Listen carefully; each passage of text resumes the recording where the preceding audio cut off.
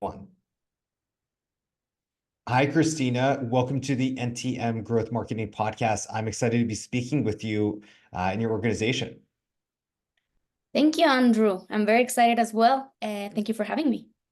So let's dive right into what Solve Next is all about. As you can see on video right behind you, love the branding. What is the organization about and what is your role at the company? All right. So Solve Next, we're all about redefining innovation for what we call leaders of next. Leaders of next are those leaders who are not content with the status quo and want to change the way things are and change them into what they dream could be, and unlocking every possibility of human ingenuity and generating as much impact as they can generate in the world. What happens, and the big challenge that we try to attempt, is that most of the times innovation is related to either new product development or capital growth in the way we call silly capital, which means financial growth. What we want to do in Solve Next is generate tools and know-how to make sure that these leaders of Next actually generate, build, and grow what we call serious capital. Serious capital entails all other sorts of capital, social, human, intellectual, reputational, intellectual, as well as financial capital. So what we try to do and what we're doing is generating tools, different tools that we can talk about in depth later, and know how to accompany these leaders of Next from uncertainty to certainty and generate impact, the desired impact. And what's your role at the company? I am the head of marketing. What does the day in life look like as a head of marketing at Solve Next? So we have our ears out most of the time. What does that mean? That we are very focused on understanding, listening to, and connecting with our target audience and with our constituents, as we call them. So what does that mean? Both humanly and engaging in conversation, and also using different set of tools. We open up to understand the pains and problems of our constituents. That way we can connect into engaging conversations and generate the link we need to generate so our tools can help them. What does that mean? And what we try to do is that we want to be the hero behind the hero. What does that mean? Encourage them, empower them through our tools and know-how so they can in turn use them to innovate and generate this desired impact we're talking about, and building and creating this serious capital I just introduced to you.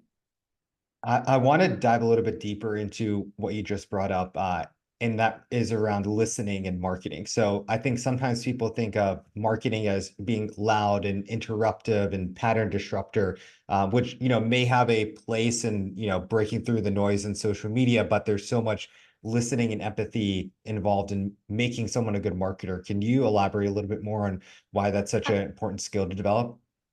Absolutely, and actually, it's what you're triggering there one of my most important passions, which is the real marketing, which I call. And it's very easy to fall into the trap of doing more and being out there and trying to follow up with all this, especially now with AI, trying to follow up with so much content that's been generated and so many things that are being done, that it's almost your instinct saying, I need to do that too. But if you stop and you think and you say, we're just polluting, and for me, that's one of my main almost missions as a marketer, is just to stop with the content pollution and to stop with this nonsense of generating content that's nobody's humanly capable of reading or consuming or anything, So I was actually having a conversation with the CEO of the company, Greg Galley, and I was telling him I'm genuinely concerned with this, because in the end, we're going to start to generate content that's going to be consumed by robots as well, like robot generated content consumed by robots, in which we're going to be just kind of taken out of the equation as humans if we don't look out. So for me and for us as a company, but for me as a marketer as well, it's so important to just not lose focus on what you're doing.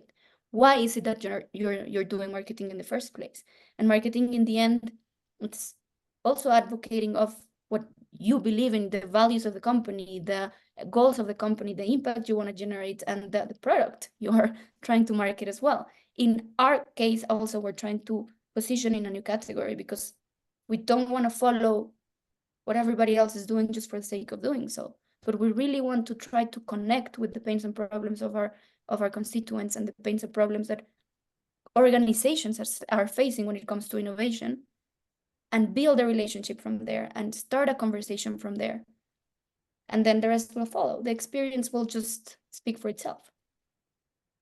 You mentioned robots, which when I hear robots, I'm using interchangeably with, AI and where that's going to be advancing over the years. Yeah. What's been your pulse on AI within marketing, and are you integrating AI within your organization at all? We are absolutely. I think every marketer or every tech company who's not might be facing trouble in the future. We are hyped, we are excited, we are also scared of what that means. But we're also observant. We know for a fact that it's gonna completely change the way things are gonna be done in the future, but nobody really knows how yet. Mhm. So we're trying to keep up without losing sight of our purpose, without losing sight of our principles, which is related to what we were just talking about. And we are trying to use those tools to be faster in our testing models. So we use discovery-driven development as part of the way we work, not only our core company, but also our marketing and the way we work with our clients. And we do this thing, we follow this metric called LFI. LFI is learning from investments. So it's a little bit the anti ROI. So in a normal performance environment, or in a normal performance system, you are constantly looking for return of investments. When you're talking about innovation and marketing in the innovation world, you cannot know for certain what the return of investment is going to be, because you are traveling through uncertainty. So we work a lot with LFIs, learning from investment. We make a big assumption, we split it up in small bets, we go and test, we learn from them, and we repeat. That's the way we work. That's the way we actually approach to our clients as well. And AI is helping us test faster. So we use tools like synthetic users, which is, I don't know if you're familiar with it, but it's a tool that's helping us generate market research with AI generated profiles that are very good into testing out or trying to find out, for example, pains, problems, trying to get to know your constituent better.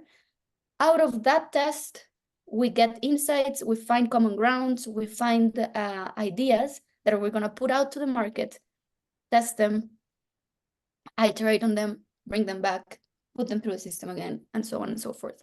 So we follow the Stingray method that just came out recently by the Board of Innovators, which what's giving us is the possibility to make sure that AI help us do some of the heavy load or some of the deeper processing, let's say, and then we do the thinking. That's why we stay human-centered. We want to stay human-centered as forever, let's hope. Keep the humans in the middle, because that's the whole experience is all about, and then just use AI to help us do these tests and help us discover and help us process faster. So that's how we are implementing, being very careful, as I said, not to get lost in the temptation of overpopulating the world with, excuse me, nonsense and things that really the world doesn't need anymore. So the more we feel the temptation of doing it, the more we stand back, open our ears, listen, and say, okay, what are we trying to do before we actually follow blindfold? I want to go back to the idea of testing. So it sounds like you're in an organization that is very much not only in favor of testing, but innovation. And I'm sure there's marketers out there listening who is in a constant battle with their CEO or CFO and getting some more money approved for testing, or even needing to convince the CEO why marketing is all about testing. So can you give them maybe a little bit, more ammunition of how they can have those conversations, and just give them some more intel of, why testing is so important as a marketer, and it sounds like it's a value at Solve Next as well that you very much believe in. It's our core. It's what we do with our clients as well. As they say, we eat our own dog food. It's also how we approach the whole innovation, and it's through a systematic way. Moving backwards, whole businesses and corporations are set under performance metrics, correct? So it's what's going to be your return, how are you going to increase your margins, how are you going to get more return, how are you going to increase your participation, your share, so on and so forth. What happens with marketing and what happens with pretty much everything that you do new innovation is that most of the times you're driving through uncertainty. You don't know, especially when times are changing so fast and so radically. Pretending to know what you're doing is expecting an X amount of return based on something you don't know. It's the recipe of, well, being wrong or disaster in a way.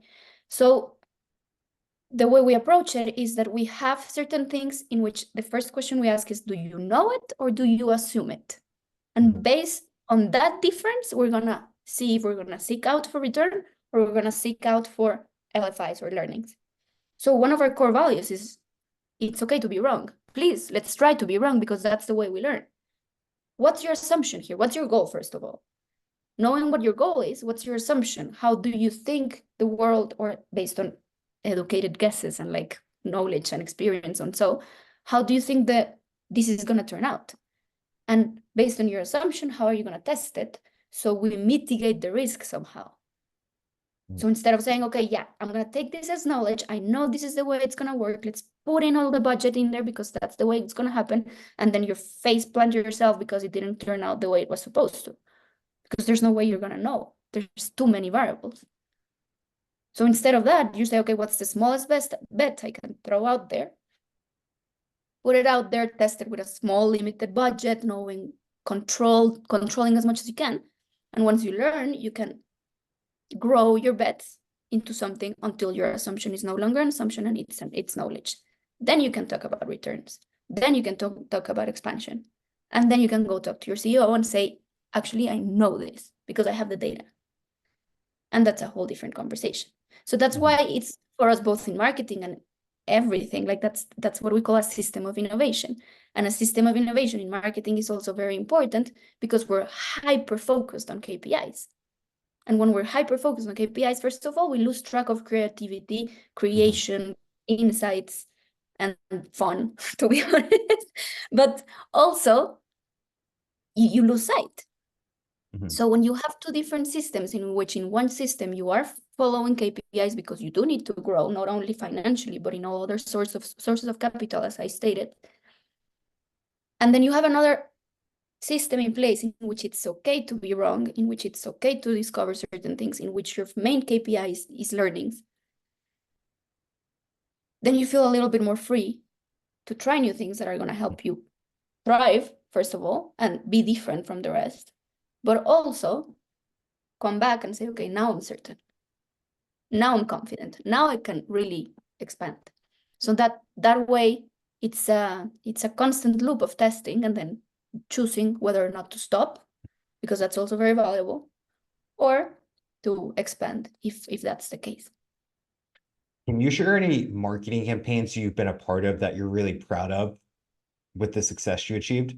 Whether a literal, financial, creativity, the LFI, love to hear any marketing campaigns you're super proud of. From the marketing standpoint, in SolveNet, we don't even do campaigns. We don't work under the campaign method. It's more what we're proud of, or what we're pride of, is that we work hand in hand with both product and customer success. We are in sync, and that's the way we move forward. So what we're very proud of is that everything is tool-centric. So what are we trying to develop and what problem are we trying to solve? All of that is based on conversations we've had with people of trust or clients. We put that to test with our clients to make sure, and we do some tests of iteration there in which we make sure that it's wanted, that it's doable, that it's worth it, which is a base and a set of tools that we actually have to determine if something is actually worth doing. and then it goes out to market. So I think one of the things I'm proudest of, and actually unlearning was so hard for me when I started doing this in Solve Next, because for me, I thought about it like that. What campaign are we doing? How it's going to be? What's our objective? What's our budget? What's the desired outcome? And when I first landed here in Solve Next, it was like, no, we're not going to work that way. It's not campaign based. It's not KPI based. It's client based. It's people based. Have a conversation, solve a real problem, deliver real value, and find different ways of connecting with these people. Then the product follows. The product will follow. And that's a beautiful approach to me. Like I really enjoy it because I feel it goes back to the core of why why marketing exists in a way. So as part of that unlearning process, while at the same time needing to learn, new digital trends that are emerging, AI, how are you continuing to self-educate yourself on the space? Again, I think Any podcasts, that is books? listening. Right now, I'm really into Christopher Lockhart and the Category Pirates. His approach into category building and his approach into non-obvious content is what has been, let's say, satelliting around what we're doing lately. And I feel like it's also a balance of keeping your eyes out there on what's being developed and what's happening in terms of not only new tools and new techs, but also new ways of doing things and what others are doing as well. Like you have to keep your eyes open, but also remembering to stay true to the core. So for me, the core is marketing 101, is what we learned in school. It's Kotler, it's all of those behavioral, almost psychological theories that I feel like you cannot forget, because then you get lost in the how, and that's how you end up doing content that nobody's gonna end up reading. So if you see actually right now, to whoever's listening, if you go into our social channels, for example, you're gonna see that it's sort of quiet right now, because in December, we closed the year and we found out stop self-reflection, and we said, okay, we might be falling into a trap. Let's regroup, let's rethink, and let's reconnect, especially with our clients and with our prospects, our constituents. So right now we're talking a lot to our clients again. We're having interviews with them. We're having virtual coffees. We're having actual coffees and trying to regroup and say, okay, how are we gonna build conversation again around our tools, around our know-how, and how are we gonna make sure that our know-how and our tools end up being absorbed and adopted by our constituents, which is in the end what we like, this give and take of points of view that build something that's fantastic and that's durable in time. So yeah, well, in terms of what I'm into lately, Snow Leopard from Category Pirates, it's helping me go back into what real content and good content is about. His concept of category creation is what also helped us draft our strategy this year, in which we're trying to position into a new category instead of trying to fit into an existing one. So we are into the tool making, and that's something that helped us. We have been migrating, or like not migrating, but evolving with our client. So Solve Next 10 years ago was a workshop, let's say, facilitating company. They did a lot of facilitating, a lot of workshops, a lot of blitzes, we call them. Clients asked for more, so we turned into a training company. So instead of just facilitating our workshops, we turned into a training people in organizations in our methodologies, so they could also in turn generate their impact within the organization, because that's our core, that's our purpose. And now we're doing a third round in which we became tool makers first, tool first, product first. And we're developing a beautiful, beautiful software that's going to help leaders of Next achieve just that, because in the end, our purpose lies at the core. Our how has changed through the years, but the why remains absolutely intact. So Christine, I think that's a good transition to my last question, which is if someone is inspired by you, by Solve Next, wants to learn more about all the things you just mentioned, can you share any links, social handles, best ways to follow up with you? Yeah. Well, our website is solvenext.com. And I think where we're most up to date is in LinkedIn. So you can reach to us through LinkedIn and Solve Next. And our database, we're constantly sending emails and newsletters with valuable information, not only on innovation and the way we approach serious capital building. Awesome. Thank you, Christina.